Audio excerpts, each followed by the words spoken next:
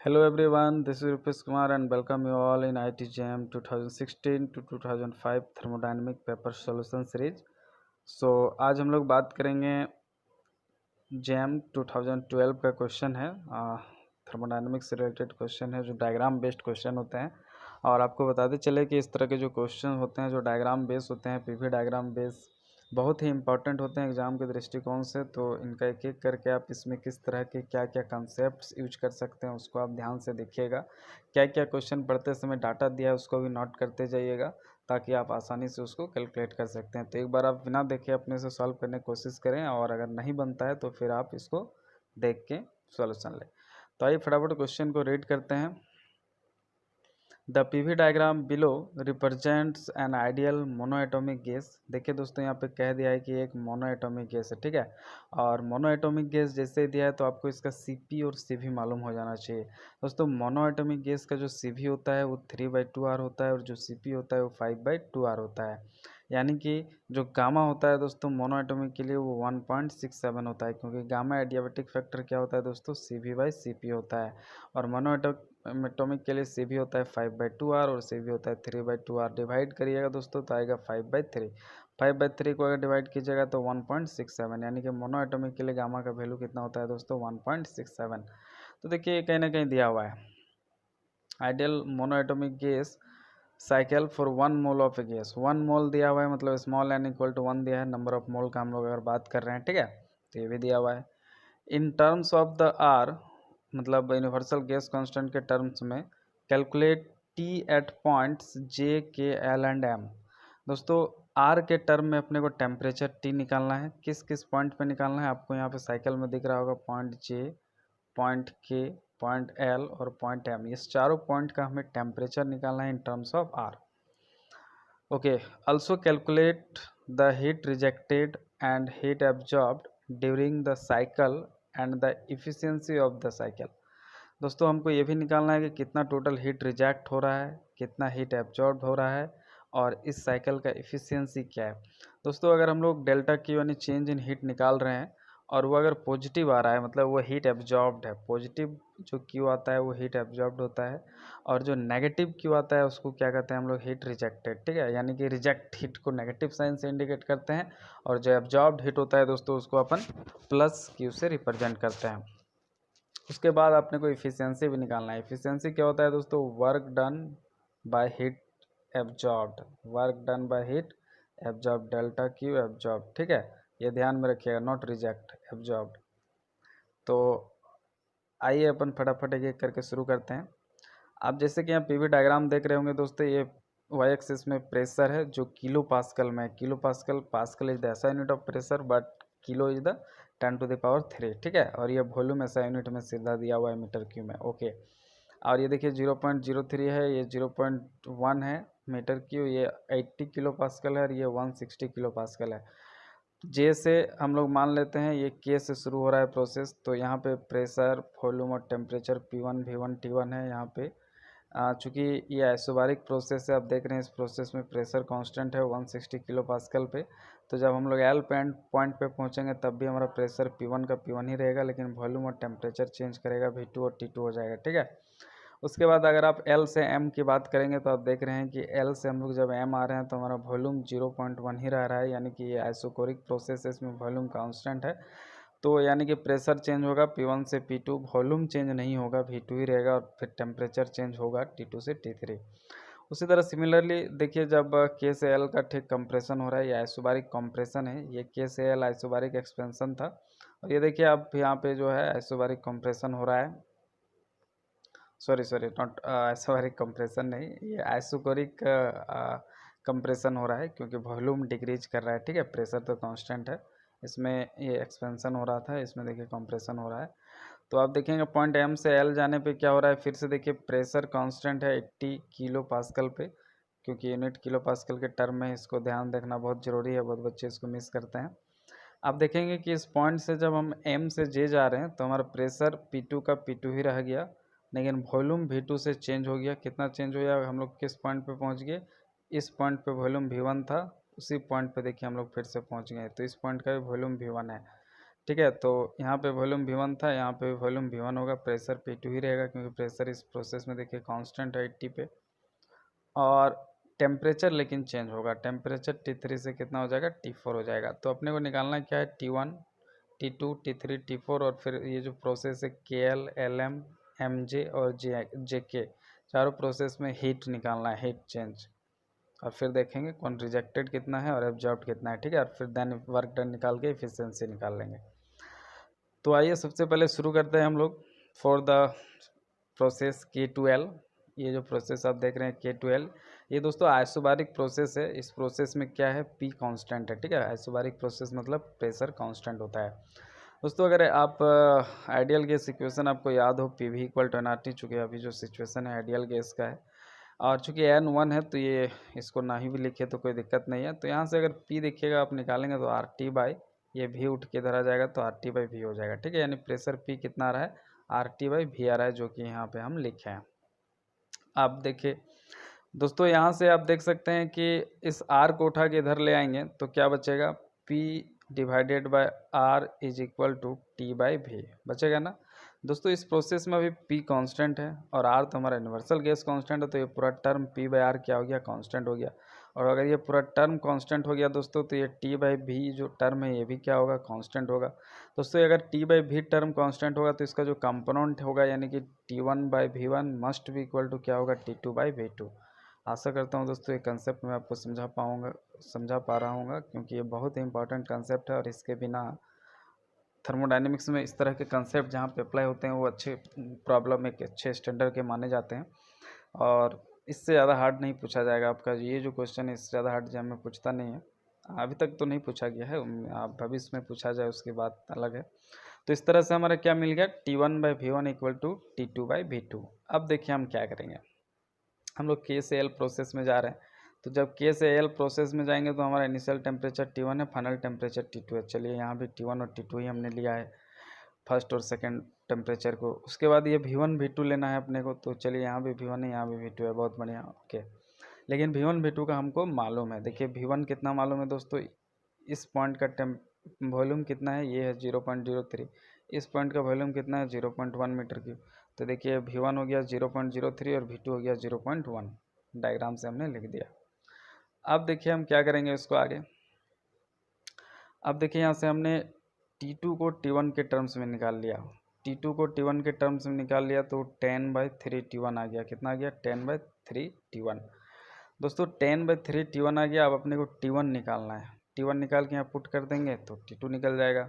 तो उसके लिए देखिए हम क्या अप्लाई कर रहे हैं, चूँकि एट पॉइंट के को ध्यान से देखिए दोस्तों, आप पॉइंट के को अब एक सेकेंड, पॉइंट के को आप देख लिए, ओके। अब यहाँ पे देखिए at point K PV equal to NRT, N1 है दोस्तों। तो अब थ्रू आउट इस क्वेश्चन में हम लोग N का वैल्यू 1 यूज करेंगे तो सीधा PV इक्वल टू RT लिखेंगे।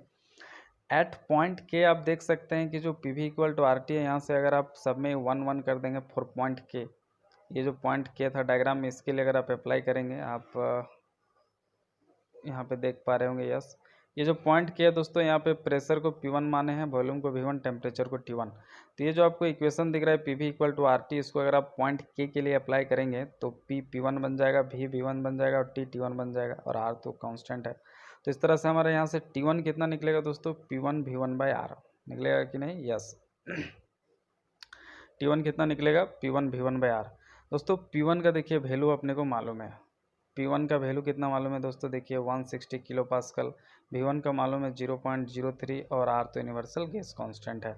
तो P1 देखिए 160 किलो पास्कल को हमने 10 का पावर 3 से कर दिया तो पास्कल हो गया, जो ऐसा यूनिट है। और V1 0.03 मीटर क्यूब में ऐसा यूनिट है और ये R को R रहने देते हैं। तो देखिए 160 इंटू 10 इंटू 3/R यानी कि 48 इंटू 10 का पावर 2/R, ये T1 निकल गया, ठीक है। इतना हमारा T1 निकल गया। तो इसलिए हमारा T2 क्या होगा दोस्तों, आप देख सकते हैं यहाँ पे हमने अभी छोड़ा था कि ये जो हमारा T2 है वो 10/3 T1 है। तो T2 के जगह देखिए 10/3 और ये T1 के जगह 48 इंटू 10 का पावर 2/R, ये 3 से 48 कट गया दोस्तों 16। तो ये 16 इंटू 10 का पावर, ये 10 और 10 का पावर 2, 10 का पावर 3/R। तो हमारा टेम्परेचर T2 भी निकल गया 16 इंटू 10 का पावर 3/R। तो दोस्तों इस तरह से आप देख सकते हैं कि हमने T1 और T2 निकाल लिया इन टर्म्स ऑफ R, जो हमारा क्वेश्चन में आंसर एक रिक्वायर्ड चीज़ था। कि T1 T2 मतलब हर एक पॉइंट का टेम्परेचर निकालिए। तो हम पॉइंट K का T1 टेम्परेचर निकाल चुके हैं, पॉइंट L का भी T2 टेम्परेचर निकाल चुके हैं। अब T3 और T4 टेम्परेचर निकालना है जो पॉइंट M और J का है। ये लॉन्ग टाइप क्वेश्चन है दोस्तों, ये MCQ नहीं था। 2014 से पहले 15 से सारा MCQ और नेट और MSQ हो गया है। उससे पहले MCQ और लॉन्ग टाइप क्वेश्चन हुआ करते थे, तो 15 मार्क्स के, 10 मार्क्स के, 5 मार्क्स के होते थे, जो सब्जेक्टिव होते थे, बनाने पड़ते थे। उसी में से ये क्वेश्चन है, तो इसीलिए लंबा जा रहा है। तो इससे आप कंसेप्ट सीखिए, क्योंकि ये 1 मार्क्स का नहीं है आपका, ये 10 या 15 मार्क्स का है, ठीक है, या 5 मार्क्स का। अब आगे देखिए, एल से एम प्रोसेस की अगर हम लोग बात करें, इस प्रोसेस की बात करें एल से एम, तो इसमें वॉल्यूम क्या है, कांस्टेंट है। Okay, so just wait. L से एम प्रोसेस में क्या है दोस्तों, वॉल्यूम हमारा कांस्टेंट, वॉल्यूम कांस्टेंट है। तो हम लोग देखिए क्या लिख सकते हैं, आपको मालूम होगा फिर से P V equal to N R T, N चूँकि 1 मोल है तो P V equal to R T हो जाएगा। तो अगर यहाँ से आप V बाय आर निकालेंगे तो हो जाएगा T बाई पी, होगा ना। ओके, होगा T बाई पी। दोस्तों अभी चूँकि हम लोग L से M प्रोसेस ले रहे हैं, इस प्रोसेस में volume through out process constant है, तो ये कांस्टेंट हो गया L टू M प्रोसेस के लिए, और R तो कांस्टेंट है, यूनिवर्सल गैस कांस्टेंट है, तो ये पूरा V by R term constant हो गया। तो यानी कि T by P is equal to V by R is equal to constant, यानी कि जो T बाई पी का कंपोनेंट है T1 बाई P1 मस्ट भी इक्वल टू क्या होगा, T2 बाई P2। देखिए T1 बाई P1 मस्ट भी equal to T2 by P2, direct हमने लिखा है, हमने आपको बता दिया कहाँ से लिखा। ओके, अब दोस्तों हम लोग ये जो प्रोसेस है L टू M, इसमें टेम्परेचर, पहला टेम्परेचर जो होगा वो हमारा T1 होगा, L पॉइंट का टेम्परेचर जो होगा वो T1 होगा, M पॉइंट का टेम्परेचर T2 होगा, L पॉइंट का प्रेशर को P1 मानेंगे और M पॉइंट का प्रेशर P2 होगा। यहाँ पे T1 T2 और P1 P2 का मतलब आप समझ गए। तो आइए हम लोग देखते हैं कि L पॉइंट का जो टेम्परेचर है वो T2 है और M पॉइंट का टेम्परेचर T3 है, और ये प्रेशर P1 और P2 है, ठीक है।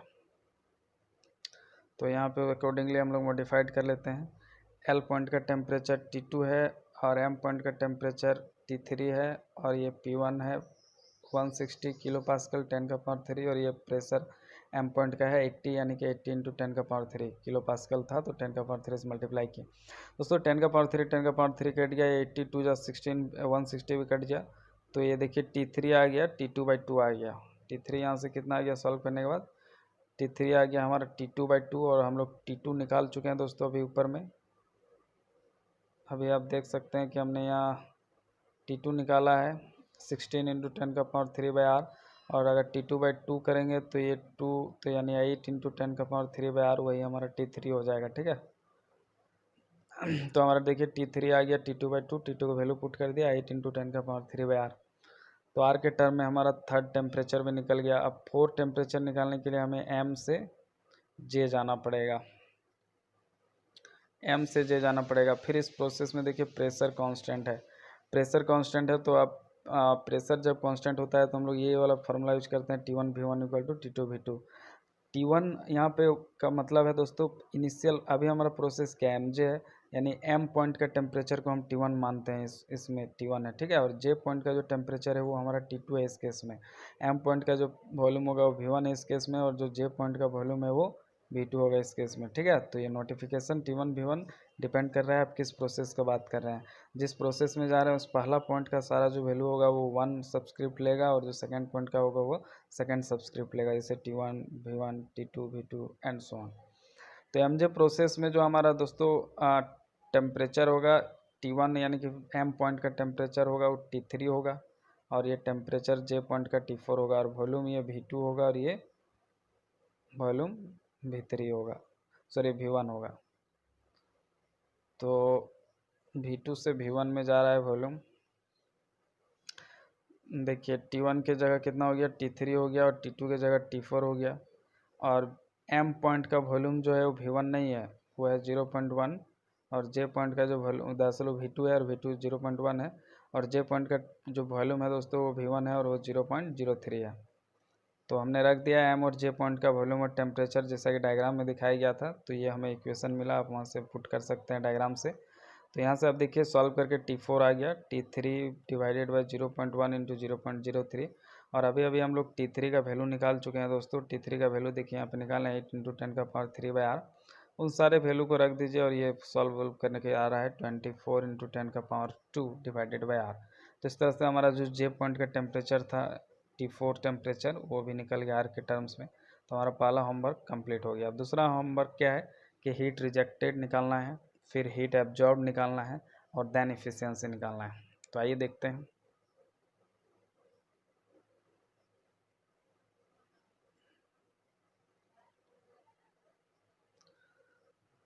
दोस्तों ऑप्शन बी में हमें मतलब पॉइंट बी में निकालना है अब हीट एब्जॉर्ब्ड और हीट रिजेक्टेड। ठीक है, तो के से एल जो हमारा प्रोसेस है दोस्तों वो उसमें प्रेशर कांस्टेंट है, तो अपन delta Q equal to N C P D T इस्तेमाल कर सकते हैं।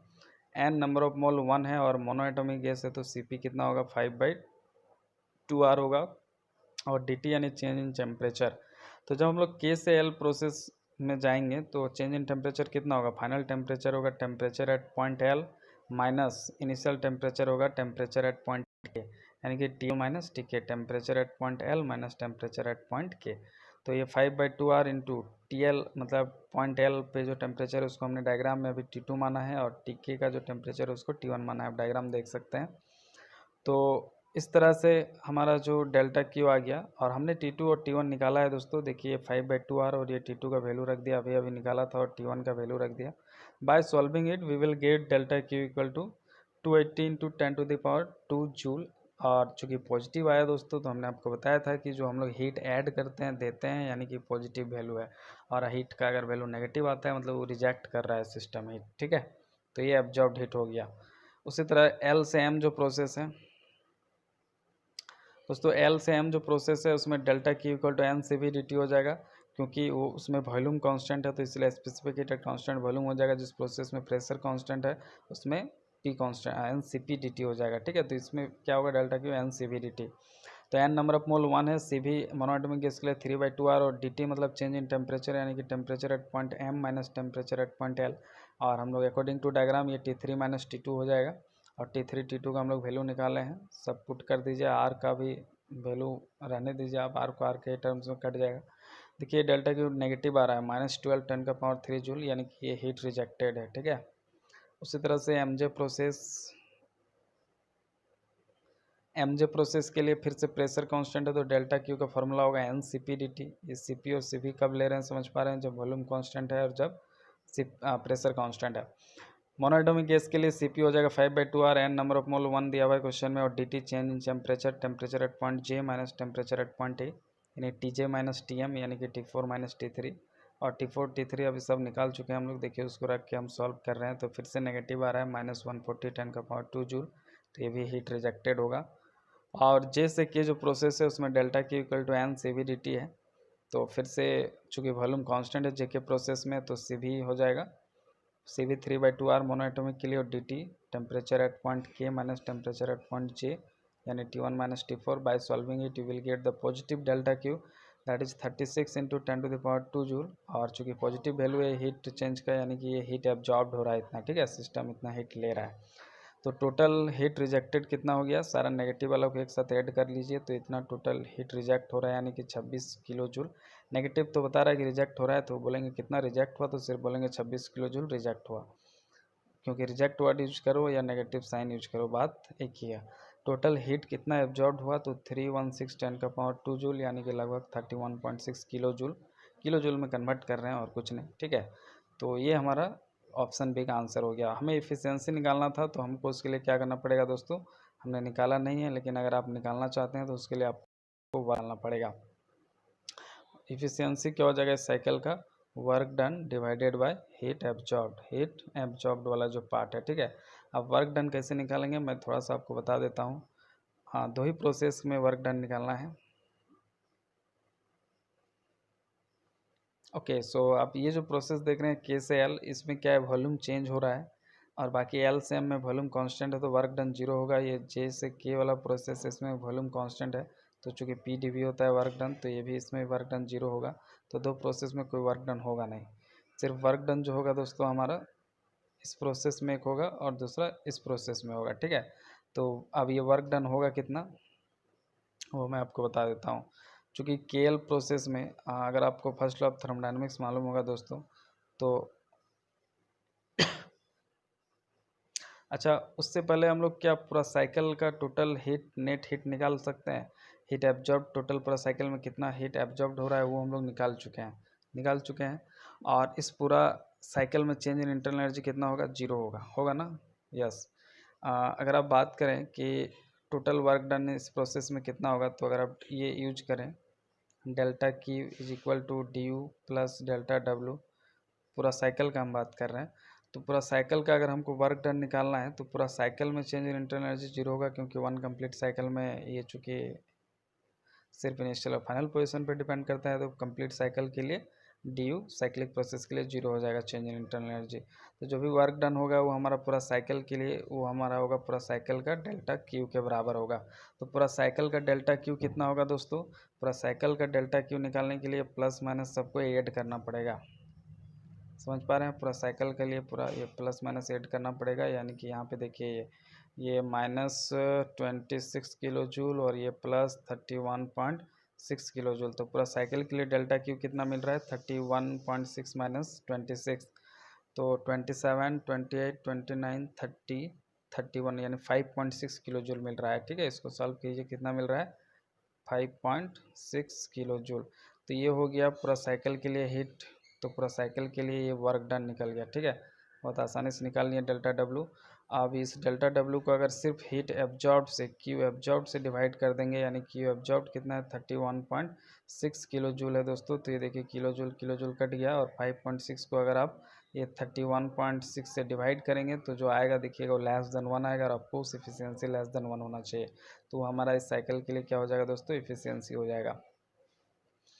क्वेश्चन काफ़ी लंबा गया, खैर क्वेश्चन था लंबा भी, तो अगर आप 10 मार्क्स का भी जोड़ेंगे तो दो 5 क्वेश्चन के बराबर था अकेला ये क्वेश्चन। तो आप समझ लीजिए कि आपने 5 क्वेश्चन बनाया। बहुत ही स्टैंडर्ड क्वेश्चन था दोस्तों, इससे हार्ड लेवल का क्वेश्चन आपके एग्जाम में नहीं आएगा लगभग, उम्मीद है ऐसा 90%। वन ऑफ द अच्छा क्वेश्चन कंसेप्ट के दृष्टिकोण से। ठीक है, अब जो नेक्स्ट क्वेश्चन है वो भी लॉन्ग है, लेकिन कंसेप्ट के दृष्टिकोण से बहुत ही इंपॉर्टेंट है, तो दिल थाम के बैठिएगा। आइए देखते हैं नेक्स्ट क्वेश्चन।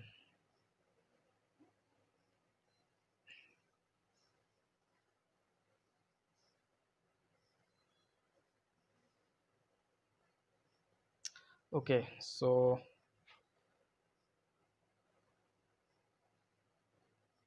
ये क्वेश्चन जो है वो भी सब्जेक्टिव क्वेश्चन है, लॉन्ग टाइप 10 या 15 मार्क्स के क्वेश्चन है। और ये जो क्वेश्चन है ये जैम 2010 में पूछा गया है। क्वेश्चन है 1 mole of an ideal monoatomic gas. फिर से देखिए आपको कुछ डाटा मिल गया दोस्तों। पहला डाटा क्या मिला कि गैस जो है 1 मोल यानी कि एन जो होगा 1 होगा, और चूंकि आइडियल गैस है तो हम लोग आसानी से P V equal to N R T use कर सकते हैं, जहाँ पे एन 1 होगा, यानी कि P V equal to R T use कर सकते हैं। दोस्तों मोनो एटॉमिक गैस है तो इसके लिए आपको सी पी और सी वी मालूम होना चाहिए, सी वी 3/2 और सी पी 5/2 यानी कि गामा जो होगा adiabatic factor C P by C V का रेशियो आ जाएगा 5/3 यानी कि 1.67। Gas is in an infinite state A with pressure P I. Initially जो गैस है दोस्तों आइडियल गैस देखिए पॉइंट ए पे है, स्टेट आपको दिख रहा होगा यहाँ पे, और इस पॉइंट ए स्टेट पे जिस पे है इनिशियली वहाँ पे इसका प्रेशर पी आई है और वॉल्यूम भी आई है। ठीक है, उसके बाद फाइनल स्टेट पे अगर हम लोग बात करें, जो ये डी स्टेट आपको दिख रहा होगा, इस पॉइंट पे इसका फाइनल प्रेशर पी एफ है और फाइनल वॉल्यूम वी एफ है। दोस्तों जो फाइनल प्रेशर है पी एफ वो देखिए दिया हुआ है in terms of initial pressure multiplied by some constant square यानी कि बी स्क्वायर पी आई, और जो फाइनल वॉल्यूम है वो भी एक कांस्टेंट के टर्म में दिया हुआ है, V F is equal to V I by B, यानी कि जो हमारा फाइनल वॉल्यूम है दोस्तों initial volume divided by some constant B है। चूँकि आइडियल गैस है तो गामा 1.67 होगा मोनोएटॉमिक के लिए, और एन 1 मोल दिया हुआ है। हमको निकालना है दोस्तों find V2/V1 and W total in terms of PI, VI, T0 and B। हमको PI, VI, T0 and B के टर्म्स में V2/V1 का रेशियो, V2/V1 का रेशियो और टोटल वर्क डन निकालना है। अपने क्वेश्चन में दो चीज़ निकालना है, यानी कि इस क्वेश्चन में दो सेक्शन है, एक सेक्शन है V2/V1 का रेशियो, दूसरा है दोस्तों total work done in terms. आप देखिए यहाँ पे कुछ डायग्राम में दिया हुआ है कि ये प्रेशर है और ये वॉल्यूम है, यानी कि पीवी डायग्राम है। चलिए और भी डायग्राम में कुछ कुछ चीज़ क्लियर करते हैं। देखिए यहाँ से एडियाबेटिक प्रोसेस इसको उन्होंने कहा है और ये एक पॉइंट पे जा रहा है, ए से पॉइंट बी पे जा रहा है, जहाँ पे इसका प्रेशर P1 है और वॉल्यूम V1 है, और इस पॉइंट पे इसका टेम्परेचर T0 है। उसके बाद पॉइंट बी से ये पॉइंट सी में जा रहा है, जहाँ पे इसका टेम्परेचर कांस्टेंट रह रहा है, यानी कि इस पॉइंट सी का भी टेम्परेचर देखिए T0 है, और इसको उन्होंने आइसोथर्मल प्रोसेस कहा है। ये एडियाबेटिक है और ये आइसोथर्मल प्रोसेस है। उसके बाद देखिए पॉइंट सी से अगेन इसका एडियाबेटिक कंप्रेशन हो रहा है। एडियाबेटिक एक्सपेंशन के बाद सॉरी एडियाबेटिक कंप्रेशन यहाँ भी हो रहा है। तो अगेन ये एडियाबेटिक प्रोसेस हो रहा है, सी से डी जा रहा है, और सी पॉइंट पे प्रेशर और वॉल्यूम P2 V2 है रेस्पेक्टिवली, और यहाँ एडियाबेटिक प्रोसेस है PF VF, यानी कि फाइनल प्रेशर फाइनल वॉल्यूम पे पहुँच रहा है। तो ये आपको मालूम चल गया, ये एडियाबेटिक प्रोसेस है, आइसोथर्मल प्रोसेस है, और ये फिर से एडियाबेटिक प्रोसेस है। पॉइंट बी और सी का टेम्परेचर T0 है, और अपने को यहाँ पे जो V2 दिख रहा है, देखिए यहाँ पे इस पॉइंट का सी पॉइंट का वॉल्यूम, इस बी पॉइंट का वॉल्यूम, दोनों पॉइंट का वॉल्यूम निकालना है, यानी V2 और V1 का रेशियो निकालना है, और साथ ही वर्क डन निकालना है इस एडियाबेटिक प्रोसेस का, आइसोथर्मल प्रोसेस का, और फिर से एडियाबेटिक प्रोसेस का। आशा करता हूँ आपको समझ में आ रहा होगा। आइए देखिए फटाफट इसका solution. Okay, so let first कुछ काम कर लेते हैं हम लोग यहाँ पे। For B C T is equal to constant. जो हमारा बीसी प्रोसेस है दोस्तों, उसमें आप देख सकते हैं कि हमारा टेम्परेचर जो है कांस्टेंट है। कहाँ है भाई, देख लेते हैं। ओके, इस बीसी प्रोसेस में चूंकि आइसोथर्मल प्रोसेस है, तो हमारा टेम्परेचर ऑफकोर्स कांस्टेंट होगा। तो अगर आपको आइडियल गैस इक्वेशन मालूम होगा दोस्तों, आइडियल गैस इक्वल टू होता है PV इक्वल टू NRT, होता है ना। ओके, तो N नंबर ऑफ मोल 1 है, R यूनिवर्सल गैस कांस्टेंट है, और चूंकि BC प्रोसेस का बात कर रहे हैं, तो इस प्रोसेस में हमारा टेम्परेचर कांस्टेंट है, तो ये पूरा NRT कांस्टेंट हो गया। पूरा NRT कांस्टेंट हो गया, यानी कि ये पूरा PV कांस्टेंट हो गया, और PV इक्वल टू अगर कांस्टेंट हो गया मतलब इनका कंपोनेंट मस्ट भी इक्वल होगा, यानी P1 V1 मस्ट भी इक्वल टू P2 V2। तो देखिए इस लॉजिक को हम लोग इस्तेमाल करेंगे फॉर BC प्रोसेस। चूँकि T is constant, temperature is, therefore ideal gas equation P1 V1 must भी इक्वल टू P2 V2, यानी कि यहाँ से V2 बाई V1 का रेशियो आप निकाल लीजिए। देखिए कितना आ रहा है, P1 by P2। Let's say equation number 1, यानी कि जो V2 बाई V1 है दोस्तों, P1 बाई P2 के बराबर होगा। इसको इक्वेशन 1 मान लीजिए। अपने को V2 बाई V1 निकालना है, तो इसके लिए P1 निकाल लीजिए, P2 निकाल लीजिए, यहाँ पे पुट कर दीजिए, तो अपने को V2 बाई V1 मिल जाएगा। आप देखिए फॉर हम AB प्रोसेस, अब हम क्या कर रहे हैं, सॉरी फॉर दैट।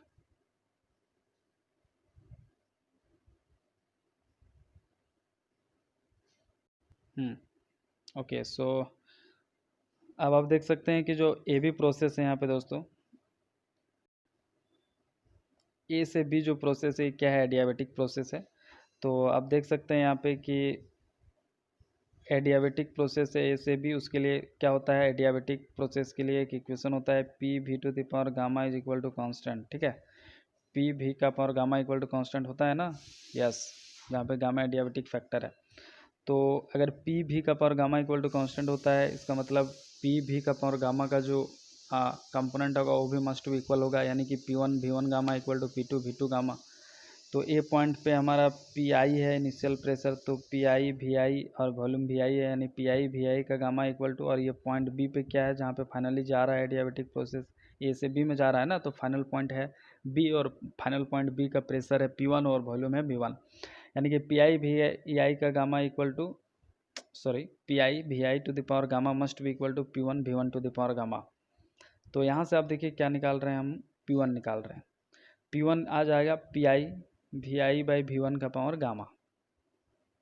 अब CD प्रोसेस का बात करें, तो C से D प्रोसेस में क्या जा रहा है, P2 V2 equal to PF VF, यानी कि P2 V2 का power gamma equal to PF VF का पावर गामा, क्योंकि ये भी एडियाबेटिक प्रोसेस है। तो वहाँ से हमने P2 निकाल लिया, यहाँ से P1 निकाल लिया, और CD प्रोसेस भी एडियाबेटिक है, तो वहाँ से P2 निकाल लिया ये फार्मूला यूज करके। तो आ गया P2 equal to PF VF by V2 का पावर गामा। अब P1 P2 निकल गया, इस इक्वेशन 1 में रख दीजिए, फिर उसके बाद फर्दर और सॉल्व करेंगे। Therefore from equation 1 V2 by V1 equal to क्या था हमारा, P1 बाई P2 था, तो P1 हो गया PI VI का VI बाई V1 का पावर गामा, और हमारा जो P2 था हो गया PF बाई VF का PF multiplied by VF by V2 का power gamma.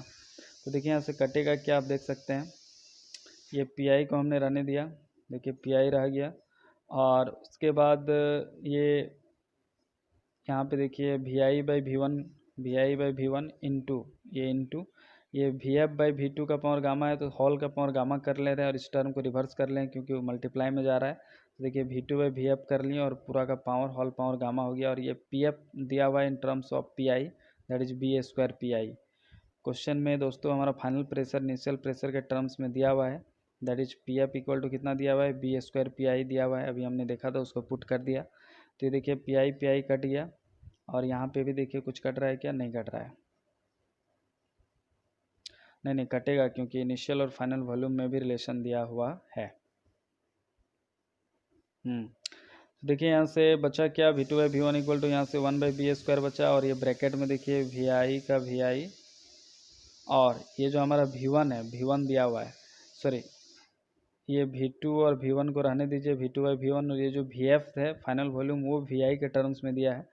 Final volume VF कितना दिया हुआ है हमारा, VI/B दिया हुआ है। देखिए फाइनल वॉल्यूम की जगह हमने लिख दिया VI/B, और ये V2/V1 हमारा रह गया, देखिए V2/V1, और ये VI को रहने दिया, और जो ये VF है उसको VI/B लिख दिया क्योंकि क्वेश्चन में VI/B दिया हुआ था। अब देखिए हम क्या कर रहे हैं, यहाँ से VI कट जा रहा है, ओके, तो बचा कितना, ये B ऊपर चला जाएगा, तो B V2/V1 का पावर गामा। तो आगे देखते हैं, तो V2/V1 का रेशियो क्या बचा, 1/BA², और ये B इंटू V2/V1 का पावर गामा बचा। क्या इस B का पावर गामा हो जाएगा, यहाँ से बाहर निकालेंगे तो हो जाएगा, और ये नीचे B² है, ऊपर जाएगा तो B का पावर -2, यानी टोटल B का जो फैक्टर होगा B का पावर गामा -2 होगा, और ब्रैकेट में बचा V2/V1 का पावर गामा। तो अब आगे देखिए क्या करते हैं हम, V2/V1 इक्वल टू क्या निकल चुका है, B का पावर गामा -2 इंटू V2/V1 का पावर गामा। दोस्तों एक काम करते हैं, हम इस V2/V1 का पावर गामा को उठा के LHS में ले आते हैं। तो LHS में उसको आप जैसे लाएंगे दोस्तों, ये क्या हो जाएगा, ये V2/V1 का पावर गामा इधर आके डिवाइड हो जाएगा, और ऊपर जाएगा तो क्या हो जाएगा, माइनस गामा, और ऑलरेडी V2/V1 का पावर +1 है, तो 1 माइनस गामा पावर हो जाएगा, पावर क्या हो जाएगा, सॉरी V2/V1 का पावर क्या हो जाएगा, 1 माइनस गामा, और इधर क्या बच जाएगा, B का पावर गामा -2, ये 1 नहीं है, गामा -2 है दोस्तों। तो और चूंकि ये मोनो एटॉमिक गैस है, क्या है ये, मोनो एटॉमिक गैस है, मोनो एटॉमिक गैस के लिए गामा कितना होता है दोस्तों, 1.67 यानी 5/3 होता है, यानी कि CP/CV 5/2R और 3/2R यानी 5/3 आता है। तो गामा जो होता है मोनो एटॉमिक गैस के लिए CP/CV यानी कि 5/2R डिवाइडेड बाई 3/2R यानी कि 5/3। तो V2/V1 कितना हो गया, 1 माइनस गामा की जगह देखिए 5/3 इज इक्वल टू P का पावर गामा यानी 5/3 माइनस 2 का 2। दोस्तों V2/V1 का पावर 1 माइनस 5/3, इसको सॉल्व करेंगे तो V1 का पावर आ गया -2/3, और यहाँ पे भी सॉल्व करके आ गया ये 3 दूना 6 -1/3, ये B का पावर -1/3। तो अब यहाँ से क्या हो जाएगा दोस्तों, V2/V1 सिर्फ निकालना चाहेंगे, अगर आप सिर्फ V2/V1 निकालना चाहेंगे तो यहाँ से देखिए, अगर आप V2/V1 सिर्फ निकालना चाहेंगे तो इस -2/3 को ले जाके उधर मल्टीप्लाई करना पड़ेगा, तो ये -3/2 हो जाएगा। आप देख रहे हैं ये माइनस प्लस, ये 3 से 3 चल गया, और B का पावर +1/2 बचेगा, ये 1 है ऊपर में, 1/3 है, -1/3, तो ये 1 है, ठीक है। तो आप यहाँ से देख सकते हैं कि हमारा जो फाइनली V2/V1 आया वो कितना आ रहा है, B का पावर +1/2, यानी V2/V1 is equal to √B, यानी कि हमारा आंसर पहला आ गया है कि V2/V1 का रेशियो क्या होगा, तो √B होगा, ठीक है। अब अपने को टोटल वर्क डन निकालना है। तो अकॉर्डिंग टू क्वेश्चन जो हमारा BC प्रोसेस है दोस्तों, क्या है हमारा B से C का जो प्रोसेस है वो आइसोथर्मल प्रोसेस है, और आपको आइसोथर्मल प्रोसेस का स्टैंडर्ड वर्क डन याद होना चाहिए। आइसोथर्मल प्रोसेस में जो वर्क डन होता है दोस्तों, होता है nRT ln V2/V1। तो अगर हम लोग BC प्रोसेस का बात करें तो नंबर ऑफ मोल तो 1 है पूरा गैस के लिए, R कांस्टेंट है, और T तो BC प्रोसेस के लिए अपने को टेम्परेचर चाहिए, तो BC प्रोसेस के लिए जो हमारा टेम्परेचर वो T0 है, और ln V2/V1, तो देखिए हमने V2/V1 का वैल्यू निकाल लिया है, दैट इज B का पावर 1/2। तो देखिए RT0 और ये ln का पावर ln इंटू B का पावर 1/2 है, तो इस 1/2 को बाहर ले आएंगे तो ये 2 बन जाएगा, तो 2 ln B, सॉरी हाँ 1/2 ln B हो जाएगा, ये हमने गलती किया है, यहाँ 1/2 आएगा उठ के, ये 1/2 आएगा, यानी कि RT0/2 और ln B, यानी कि work done during the process BC कितना आ गया दोस्तों, RT0/2 ln B let's see equation 1। उसी तरह से अगर हम लोग वर्क डन निकालें ए बी प्रोसेस के लिए, जो एडियाबेटिक प्रोसेस है, A B process adiabatic process है, तो दोस्तों एडियाबेटिक प्रोसेस का भी अगर आप प्रेशर और वॉल्यूम के टर्म में, अगर आप प्रेशर और वॉल्यूम के टर्म में अगर आप वर्क डन आपको नहीं मालूम है तो आप याद कर लीजिए, डब्ल्यू एडियाबेटिक प्रोसेस होता है P2V2 minus P1V1 by 1 minus gamma, या फिर आप ऐसे भी लिख सकते हैं P1V1 minus P2V2 by gamma minus 1,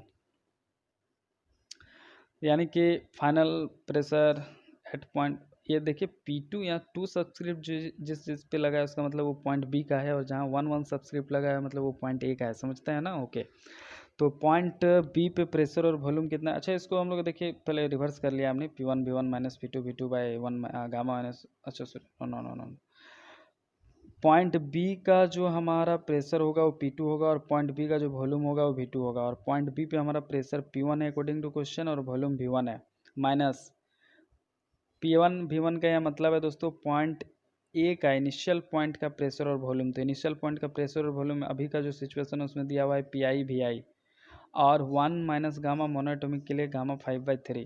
दोस्तों इसको सॉल्व कर लीजिए तो इतना आ रहा है 3/2 PI/I माइनस P1V1, इक्वेशन 2 मान लीजिए इसको। तो ओके, सो अब आप यहाँ पे देख सकते हैं कि for CD adiabatic, CD process भी एडियाबेटिक है, तो उसके लिए भी सेम फार्मूला एडियाबेटिक प्रोसेस के लिए, आप C पॉइंट को इनिशियल मान लीजिए और D पॉइंट को फाइनल मान लीजिए। तो 2 सब्सक्रिप्ट जो दिख रहा है जैसे P2V2 यानी कि ये D पॉइंट का प्रेशर और वॉल्यूम है, जो 1 सब्सक्रिप्ट वाला दिख रहा है P1V1 यानी कि ये इनिशियल C पॉइंट का इस केस के लिए C पॉइंट का वो प्रेशर और वॉल्यूम है।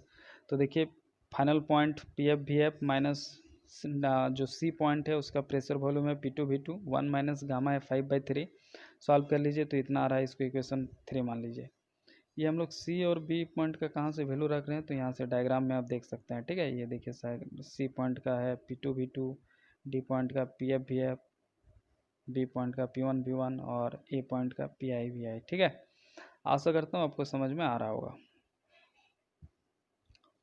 तो इस तरह से इक्वेशन 3 हो गया।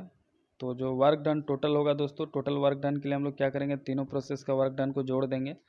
तो देखिए यहाँ पे मैं जोड़ रहा हूँ 2RT0 ln B plus 3/2 PI/VI minus P1V1 plus P2V2 minus PF/VF। दोस्तों चूँकि P1V1 इक्वल टू P2V2, क्योंकि BC प्रोसेस में टेम्परेचर कांस्टेंट है तो ये P1V1 P2V2 कट जाएगा। क्यों? क्योंकि समझ पा रहे हैं ना, BC प्रोसेस आइसोथर्मल प्रोसेस है, टेम्परेचर कांस्टेंट है, तो PV इक्वल टू कांस्टेंट हो जाएगा, क्योंकि PV इक्वल टू nRT होता है। PV इक्वल टू कांस्टेंट हो जाएगा मतलब उसका कंपोनेंट बराबर होगा P1V1 इक्वल टू P2V2, तो उस कंसेप्ट से ये दोनों टर्म कट गया। तो बचा W total 2RT0 ln B plus 3/2, and finally हम लोग देखिए यहाँ पे PF/VF का रख रहे हैं, PF/B² PI है और VF जो है VI/B है अकॉर्डिंग टू क्वेश्चन दिया हुआ है। तो फाइनली सॉल्व करके देखिए इतना आ रहा है W total 2RT0 ln B plus 3/2 PI/VI common ले रहे हैं तो 1 माइनस B आ रहा है, ठीक है। तो आंसर जो हमें बताना था वो T0 B और PI/VI के टर्म्स में बताना था W टोटल, तो वो भी हमने बता दिया इनके टर्म में। आशा करता हूँ आपको समझ में आया होगा दोस्तों। ये भी एक कंसेप्ट के दृष्टिकोण से बहुत ही महत्वपूर्ण लॉन्ग टाइप 10 मार्क्स या 15 मार्क्स का क्वेश्चन था, IITJM 2010 में पूछा हुआ थर्मोडायनेमिक्स का। उम्मीद करता हूँ आपको समझ में आया होगा।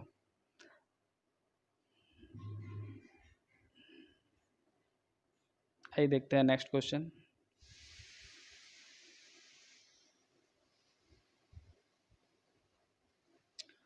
दोस्तों हमारा जो नेक्स्ट क्वेश्चन है JAM 2019 का 9 का है। A box containing 2 moles of a diatomic ideal gas and at temperature T0 is connected to another identical box containing 2 moles of a monoatomic ideal gas at temperature 5 T0. There are no thermal losses and the heat capacity of the boxes is negligible. Find the final temperature of the mixture of the gases. Ignore vibrational degrees of freedom for the diatomic molecule. दोस्तों यहाँ पे दो gas है, एक gas में 2 मोल रखा हुआ है, दूसरा गैस भी 2 मोल रखा हुआ है। इनिशियल गैस पहला गैस डायटोमिक है, सेकंड गैस मोनोएटोमिक है, और जो डायटोमिक गैस है वो टेम्परेचर T0 पे रखा गया है और जो मोनोएटोमिक गैस है वो टेम्परेचर 5 T0 पे रखा गया है। इन लोग को अगर कनेक्ट कर देंगे, नो थर्मल लॉस, तो एनर्जी कंजर्वेशन से फाइनल टेम्परेचर निकालना है मिक्सचर का। तो एनर्जी कंजर्वेशन यूज करेंगे तो उससे फाइनल टेम्परेचर जो मिक्सचर का आएगा दोस्तों, उसका हमने पिछला क्वेश्चन में देख रखा था, जो एक्सप्रेशन होगा कुछ इस तरह से होगा। आप अगर आप चाहते हैं वो कंसेप्ट तो आप हमारा लेक्चर 1 देखें, IIT JAM 2016 5 थर्मोडायनेमिक सॉल्यूशन का लेक्चर 1 देख लें, पार्ट वन में कंसेप्ट मिल जाएगा कि ये कहाँ से आता है। ठीक है, फिलहाल फॉर्मूला होता है N1F1T1 plus N2F2 T2 by N1F1 plus N2F2, जहाँ पे N1 नंबर ऑफ मोल है पहला गैस का जो 2 है, सेकेंड नंबर ऑफ मोल 2 है, तो N2 भी 2 हो गया। T1 पहला गैस का टेम्परेचर है जो T0 पे रखा गया है, और सेकेंड जो है T2 है वो 5 T0 टेम्परेचर पे है। F1 और F2 डिग्री ऑफ फ्रीडम है दोस्तों, तो हमारा जो डायटोमिक गैस है उसके लिए डिग्री ऑफ फ्रीडम 5 होता है, और मोनोटोमिक गैस के लिए डिग्री ऑफ फ्रीडम 3 होता है। अगर वाइब्रेशनल मोड कंसिडर ना करें तब ये 5 है, अदरवाइज चेंज होता है। ठीक है, तो सारा वैल्यू आप देखिए यहाँ पे ये पुट कर दीजिए, N1 N2 T1 T2 और F1 F2, तो जो फाइनल टेम्परेचर T है देखिए वो सॉल्व होकर कुछ इस तरह से आ रहा है, और अल्टीमेटली जो है देखिए सॉल्व करके आ रहा है 2.5 T0। ठीक है, तो हमारा आंसर जो होगा इस क्वेश्चन का वो कितना होगा, ऑप्शन बी यानी कि 2.5 T0। देखिए हमने एनर्जी कंजर्वेशन यूज किया, आप यहाँ से भी निकाल सकते हैं कि total heat gain equal to minus time heat loss, क्योंकि total heat change is zero. So heat gain होगा N C V D T और हीट लॉस होगा minus N C V D T.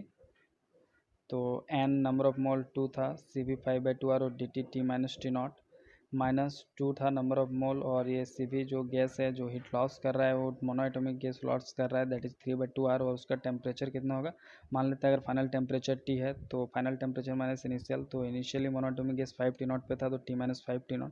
उसी तरह डायटोमिक गैस हीट गेन करेगा तो T minus final temperature T पे जा रहा है, और इनिशियली रखा गया था T0 पे। ठीक है, तो आशा करता हूँ दोस्तों आपको समझ में आ रहा होगा। तो इसी कंसेप्ट से भी आप देखिए फाइनली इसको सॉल्व करेंगे तो जो ये हमारा कैपिटल T है इसको सॉल्व करके 2.5 T0 आएगा। आशा करता हूँ आपको दोनों मेथड समझ में आया होगा। आइए देखते हैं नेक्स्ट क्वेश्चन।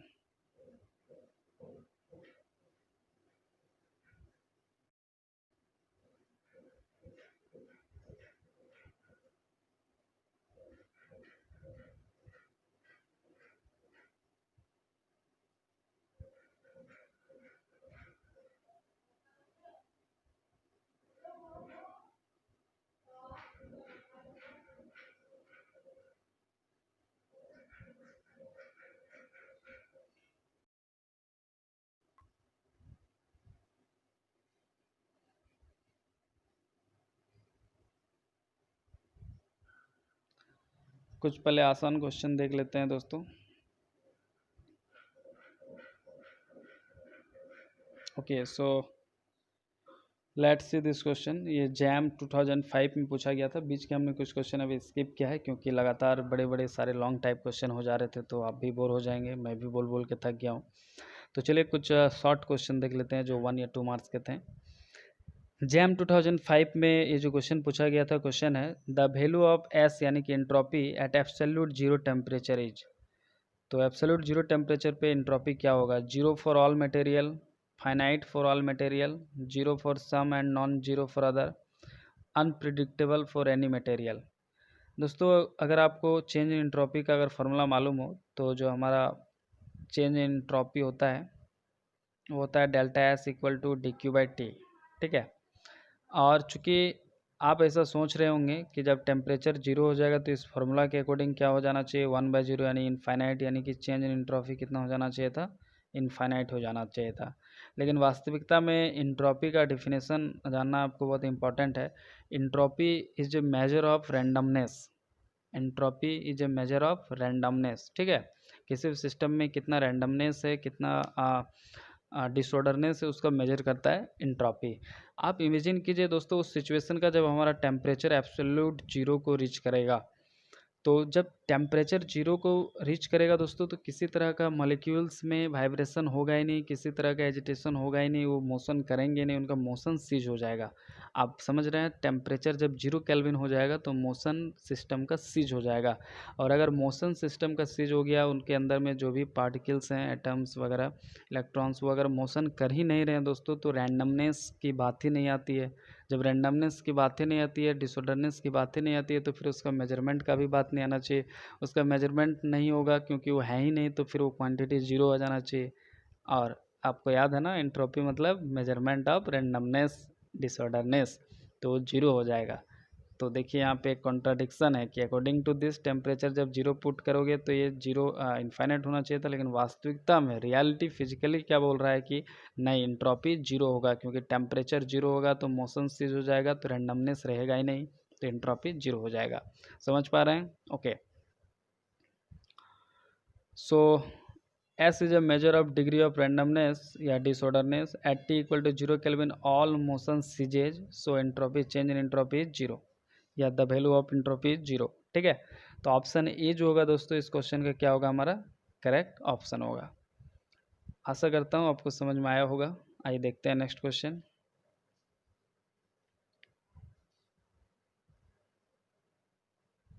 ओके, सो हमारा जो नेक्स्ट क्वेश्चन है वो जैम 2008 का है। क्वेश्चन था कि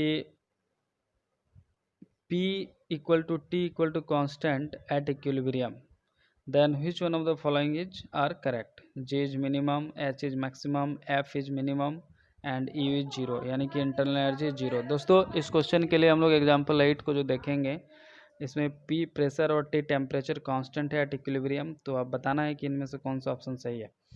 तो P और T कांस्टेंट है, इसको हम लोग इस्तेमाल करेंगे, यानी कि चेंज इन प्रेशर और चेंज इन टेम्परेचर, चूँकि P और T कांस्टेंट है दोस्तों, तो जो हमारा dP होगा यानी चेंज इन प्रेशर और जो dt होगा चेंज इन टेम्परेचर, वो कितना होगा, must be equal to zero होगा। तो यही दो कंसेप्ट यूज करेंगे और देखते हैं इनमें से कौन सा ऑप्शन सही है। तो आइए एक एक करके चेक करते हैं। ठीक है दोस्तों, आपको मालूम होगा कि जो H होता है, सॉरी F जो होता है वो U माइनस टी एस होता है। हेल्महोल्ट्ज फ्री एनर्जी जो होता है वो दोस्तों वो कितना होता है, U माइनस टी एस होता है। यहाँ से अगर आप DF निकालेंगे तो F है, और DF निकालेंगे तो DF इक्वल टू ये U का DU हो जाएगा माइनस, अब यहाँ पे प्रोडक्ट रूल लगेगा, तो एक बार T रहेगा T DS हो जाएगा, S का DS हो जाएगा माइनस, एक बार S रहेगा और T का DT हो जाएगा। ठीक है दोस्तों, अगर आप इस DF से अगर आप ऐसा निकालते हैं DU minus T DS minus S DT, तो आप यहाँ से देखेंगे कि जो हमारा T है वो कांस्टेंट था। अभी P और T देखें तो आप क्वेश्चन में कांस्टेंट है, यानी dt कितना होगा, जीरो होगा, तो ये dt जीरो होगा, मतलब ये टर्म जीरो हो जाएगा, तो बचेगा क्या, du बचेगा और माइनस TDS बचेगा। ठीक है, और सॉरी सॉरी सॉरी सॉरी, आप देखिए इस पहले कंसेप्ट को यूज कर लीजिए। du इक्वल टू होता है दोस्तों TDS माइनस PdV, तो यहाँ जो du है इसकी जगह TDS माइनस PdV अगर रखेंगे तो TDS कट जाएगा, बचेगा माइनस PdV और ये माइनस SDT। ठीक है, अब माइनस PdV माइनस SDT, और चूंकि T टेम्परेचर कांस्टेंट है अभी का क्वेश्चन में, तो DT भी जीरो हो जाएगा, तो ये भी खत्म हो जाएगा, बचेगा DF equal to minus PdV। तो DF भैया बचा हमारा माइनस PdV। ओके, और ये du बचा मेरा TDS माइनस PdV। ओके, तो u तो जीरो होगा नहीं, u जीरो नहीं हो सकता है क्योंकि du इक्वल टू इतना है, तो u जीरो नहीं हो सकता है, तो एक ऑप्शन तो चला गया। और DF आ रहा है माइनस PdV आ रहा है, h कितना है वो भी चेक कर लेते हैं। h इक्वल टू होता है u प्लस PV, और u DH h equal to u plus PV होता है, तो DH अगर लिखेंगे तो कितना हो जाएगा, DH equal to DU plus PdV plus VdP, इसको प्रोडक्ट रूल लगा रहे हैं PV को। अब दोस्तों ये DU देखिए कितना है, TDS माइनस PdV, तो TDS माइनस PdV जैसे ही करेंगे तो TDS तो रह जाएगा और माइनस PdV, और ये प्लस PdV कट जाएगा और ये VdP बच जाएगा, यानी कि TDS प्लस VdP। दोस्तों अभी प्रेशर और टेम्परेचर कांस्टेंट है, तो चेंज इन प्रेशर DP भी जीरो होगा, तो ये टर्म चला गया, तो DH कितना आया, TDS के बराबर आया, DF माइनस PdV के बराबर आया। और अब G के बारे में देखते हैं दोस्तों। G जो होता है वो हमारा जी जो होता है वो H माइनस टी एस होता है, तो गिब्स फ्री एनर्जी G कितना होता है, H माइनस टी एस। तो यहाँ से आप देख सकते हैं कि डी जी कितना होगा, डी जी हमारा जो होगा वो होगा D H minus T D S minus H D T, और डी एच कितना है, टी डी एस है, तो यहाँ अगर टी डी एस रख देंगे दोस्तों तो T D S minus T D S cut जाएगा दोनों, और बचेगा सिर्फ माइनस एच डी टी। कितना बचेगा, सिर्फ माइनस, सॉरी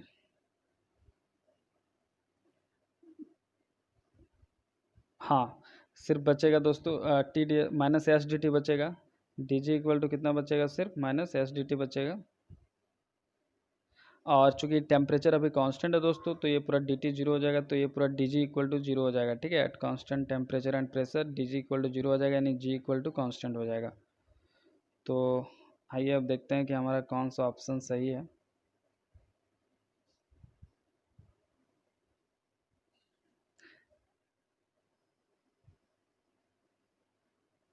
ई तो जीरो होगा नहीं दोस्तों, एच मैक्सिमम होगा या जी मिनिमम होगा।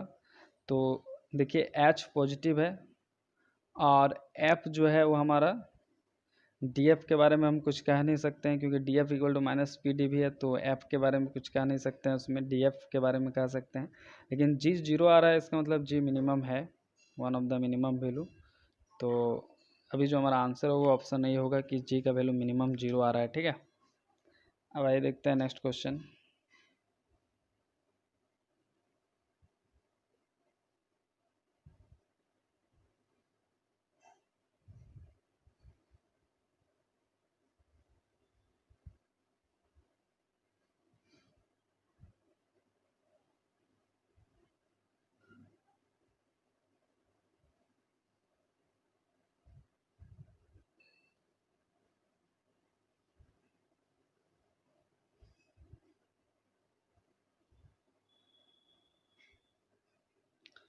ओके दोस्तों, ये 2014 जैम में पूछा क्वेश्चन, उसको देख लेते हैं, काफ़ी इंपॉर्टेंट क्वेश्चन है। आईटी कानपुर का क्वेश्चन था ये। ए solid metallic cube of heat capacity S is at temperature 300 kelvin. एक सॉलिड मेटालिक क्यूब है जो उसका हीट कैपेसिटी एस दिया हुआ है और ये एक टेम्परेचर पे है, जो टेम्परेचर है 300 kelvin. It is brought in contact with a reservoir at 600 kelvin. इसको एक रिजर्वॉयर के साथ सटाया जा रहा है जो 600 केल्विन में है। If the heat transfer take place only between the reservoir and cube, then the entropy change of the universe after reaching the thermal equilibrium is। तो बहुत ही आसान क्वेश्चन है, इस तरह के क्वेश्चन बहुत कर चुके हैं टीयू वगैरह का। अगर आप पार्ट लेक्चर नहीं देखें तो आप उस पर जाइए और देखिए।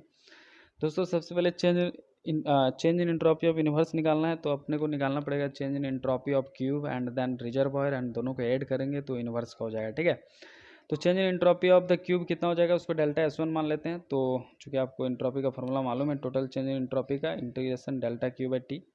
तो और लिमिट जाएगा टेम्परेचर का T1 से T2 delta Q by T. Initially cube का टेम्परेचर कितना है दोस्तों 300 केल्विन, और ये फाइनली कहाँ रिजर्वॉयर के कांटेक्ट में है, तो ये मैक्सिमम इसका टेम्परेचर कितना जा सकता है रिजर्वॉयर के टेम्परेचर के बराबर, यानी कि 600 केल्विन। और ये डेल्टा क्यू कितना हो जाएगा M S D T by T. और आप देख सकते हैं कि एम एस को बाहर निकाल दिया हमने, और ये L N D T by T. तो L N D T integration D T by T का मतलब लॉग टी हो जाएगा, यानी कि एल एन टी हो जाएगा। तो एल एन टी हो गया, और लिमिट है 300 से 600, तो L N T two by T one यानी कि 600 बाई 300। तो एल एन 600 बाई 300 हमने डायरेक्ट कर दिया, आप अपने से कर सकते हैं, यानी M S L N two निकल गया। दोस्तों डेल्टा एस टू रिजर्वॉयर कितना होगा, रिजर्वॉयर जो है वो हीट रिजेक्ट करेगा, और ये क्यूब जो है ये कम टेम्परेचर पे है तो ये हीट गेन करेगा। ठीक है, और रिजर्वॉयर 600 केल्विन पे है तो हीट रिजेक्ट करेगा। तो इस पे जितना ये हीट गेन करेगा, क्यूब ने हीट कितना गेन किया, ये उतना ही हीट क्या करेगा रिजेक्ट करेगा, यानी कि minus M S D T heat ये रिजेक्ट करेगा। और टेम्परेचर टी पे ऑलरेडी है 600 केल्विन पे, तो इसका टेम्परेचर वेरी करेगा नहीं। इसका जो टेम्परेचर है दोस्तों देखिए यहाँ पे टी जो है 600 केल्विन है, तो माइनस एम एस दिया हुआ है, एस स्पेसिफिक हीट, और डी टी जो है दोस्तों कितना होगा 600 माइनस 300 चेंज इन टेम्परेचर, क्योंकि क्यूब 300 पे है और रिजर्वॉयर जो है वो हमारा 600 पे है, डिवाइडेड बाय ये टेम्परेचर कितना हो गया जो रिजर्वॉयर का। यहाँ पे जो टेम्परेचर है दोस्तों किसका टेम्परेचर है रिजर्वॉयर का, और आपको मालूम है कि रिजर्वॉयर का टेम्परेचर कितना है 600 केल्विन है। तो इसको सॉल्व करके देखिए कितना आ रहा है माइनस एम एस टू आ रहा है। अब चूंकि हमको डेल्टा एस ऑफ यूनिवर्स निकालना है, तो delta S one plus delta S two करना पड़ेगा, मतलब change in entropy of cube plus change in entropy of reservoir. इन दोनों को देखिए S M S L N two था एक में, तो एम एम अगर एम को let mass is one, then S L N two minus S by two, ये तो मास वन कर देंगे तो ये माइनस एस बाई टू हो जाएगा ना, तो S L N two minus S by two. अगर आप यहाँ से एस कॉमन ले लेंगे तो ये हो जाएगा L N two minus 0.5 one by, क्योंकि एस कॉमन लेंगे तो L N by two minus यहाँ 1/2 बचेगा, मतलब 0.5। एल एन टू का वैल्यू होता है 0.693, और ये 0.5 सब्ट्रैक्ट करेंगे तो लगभग 0.19 आएगा, और ये एस मल्टीप्लाइड होगा जो स्पेसिफिक हीट है। तो दोस्तों इस तरह से हमारा चेंज इन एंट्रोपी ऑफ जो यूनिवर्स आ गया वो आ गया 0.19 एस, और ऑफकोर्स ये ऑप्शन में one of the correct option था। आशा करता हूँ आपको समझ में आया होगा। आइए देखते हैं नेक्स्ट क्वेश्चन। ओके सो ये भी एक छोटा क्वेश्चन है, इसको भी देख लेते हैं। दोस्तों आपको जो डायग्राम में क्वेश्चन दिख रहा है ये जैम 2015 का क्वेश्चन है, जो आईटी गुवाहाटी ने सेट किया था। जैम 2015 का क्वेश्चन है, as shown in the figure PV diagram A B and C D are two isotherms at temperature T1 and T2। दोस्तों आपको ए बी और सी डी दिख रहे हैं, यस, ये ए बी दिख रहा होगा ये, एंड ये दिख रहा होगा सी डी। ये दो आइसोथॉर्म्स है, मतलब ये पहला आइसोथर्म जो ए बी है टेम्परेचर T1 पे, और ये दूसरा वाला आइसोथर्म टेम्परेचर T2 पे है। Temperature through out the process constant है। As shown in the figure, as shown in the PV diagram, AB and CD are two isotherms at temperature T1 and T2 respectively, where T1 is greater than T2। जहाँ पे T1 क्या है दोस्तों, greater than T2 है। Okay, AC and BD are two reversible adiabates। यहाँ जो आपको AC और BD देख रहे हैं, ये AC है दोस्तों और ये BD है। ये टू रिवर्सिबल एडियाबेट्स हैं, ये दो एडियाबेट्स हैं। चलिए बहुत बढ़िया। In this Carnot cycle which of the following statements are true. ये आप देखिए, आपको यहाँ पे कार्नोट साइकिल बन गया ये, क्योंकि कार्नोट साइकिल में भी होता है isothermal expansion, adiabatic expansion, isothermal compression, adiabatic compression. तो ये कुछ कार्नोट साइकिल टाइप का बन रहा है। तो अब इस कार्नोट साइकिल के बारे में कौन सा स्टेटमेंट्स इज आर ट्रू, मतलब ये एक से ज़्यादा ऑप्शन सही वाला क्वेश्चन है, यानी कि ये दोस्तों MSQ क्वेश्चन है। तो आइए देखते हैं इसका सॉल्यूशन क्या होगा। ये इसका सॉल्यूशन तो ऑप्शन पढ़ के ही हम लोग को बताना है।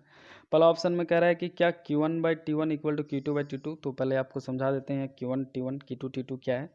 दोस्तों जो ये पहला एडियाबेट है, ये भी जो आइसोथर्मल एक्सपेंशन हो रहा है उसमें हीट Q1 दिया जा रहा है, सिस्टम को हीट Q1 दिया जा रहा है। और ये जो सेकेंड वाला है, इसमें फाइनली जो है ये सेकेंड आइसोथर्म ये Q2 हीट रिजेक्ट कर रहा है।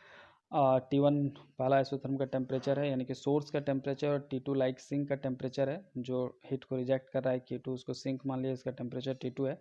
और जो सोर्स है जो टेम्परेचर T1 पे है उसका हीट Q1 है। और देखिए यहाँ T1 ग्रेटर देन T2 भी दिया है, यानी कि ये आइसोथर्म पहला वाला सोर्स की तरह काम करेगा और सेकेंड वाला T2 सिंक की तरह, क्योंकि सोर्स का टेम्परेचर ज़्यादा होता है सिंक से।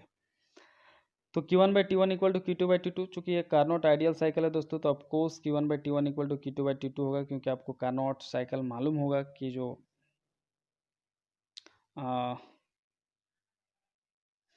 कार्नोट साइकिल अगर आपको मालूम है तो ये Q1/T1 इक्वल टू Q2/T2 होगा, Q2/T2। क्योंकि रिवर्सिबल प्रोसेस के लिए चेंज इन एंट्रोपी जीरो होता है, यानी Q/T इक्वल टू जीरो होता है, तो यानी Q1/T1 इक्वल टू Q2/T2 होगा। तो ये प्रोसेस सही है, मतलब ऑप्शन सही है, Q1/T1 equal to Q2/T2, yes. उसके बाद क्या है देखते हैं, S of source decreases, entropy of the source decreases. दोस्तों जैसे जैसे सिस्टम हमारा इक्विलिब्रियम में पहुंचेगा तो हमारा सोर्स का जो इंट्रोपी है वो डिक्रीज करेगा, क्योंकि for reversible process delta S is less than zero and hence it is decreases. Option third है एस ऑफ सिस्टम इंक्रीजेज। तो चूंकि डिक्रीज कर रहा है रिवर्सिबल प्रोसेस में, इंट्रोपी हमेशा डिक्रीज करता है। रिवर्सिबल प्रोसेस में चेंज इन एंट्रोपी जीरो होता है, इरिवर्सिबल में delta S change in entropy less than zero होता है, और जो हमारा इन्वर्स होता है उसका एंट्रोपी हमेशा इंक्रीज करता है। तो एस सी ऑप्शन पॉसिबल नहीं है, क्योंकि रिवर्सल के लिए डिक्रीज कर रहा है चेंज इन एंट्रोपी। उसके बाद अगर डी में देखें तो जो वर्क डन कह रहा है वो Q1/Q2। तो ऑफकोर्स दोस्तों जो हमारा वर्क डन होता है वो इतना ही होता है कि हम कितना हीट दे रहे हैं और माइनस कितना रिजेक्ट हो रहा है। तो Q1 - Q2 is the of course work done, क्योंकि कार्नोट साइकिल है, कार्नोट साइकिल में वर्क डन Q1 - Q2 के बराबर होता है, ये हम लोग पढ़ चुके हैं। तो इस तरह से हमारा ऑप्शन ए दोस्तों इस क्वेश्चन का सही है, बी भी सही है और डी भी सही है, सी गलत है। आशा करता हूँ आपको समझ में आया होगा। आइए देखते हैं नेक्स्ट क्वेश्चन।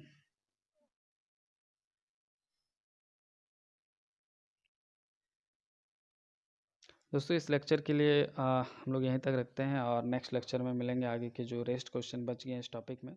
तब तक के लिए बने रहिए, अपना ख्याल